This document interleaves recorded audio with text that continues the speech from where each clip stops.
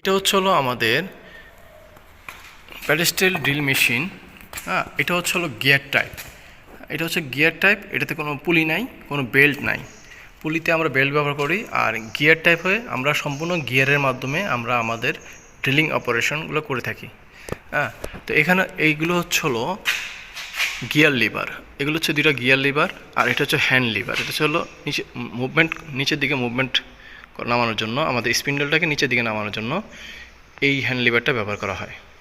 হ্যাঁ, তো দেখো এখানে এই গিয়ার টাইপ ড্রিল মেশিনটাতে অসুবিধা হলো যখন আমরা কোনো ড্রিলিং অপারেশন করব, তখন আমাদের অবস্থায় আমরা যখন কাজ করি, তখন আমাদের যদি কোনো ভুল ত্রুটি হয়, তাহলে আমাদের এই ড্রিল মেশিনে কাজ করার সময় আমাদের এই ড্রিল বিট ভেঙে যাবে ভিতরে, হয় ড্রিল বিট ভেঙে যাবে, আর না হলে আমাদের যে গিয়ার আছে গিয়ারের দাঁত ভেঙে যাবে যদি আমাদের কোনো ভুলবশত কোনো কাজ হয়। তাহলে এই হলো আমাদের গিয়ার টাইপ ড্রিল মেশিনের অসুবিধা।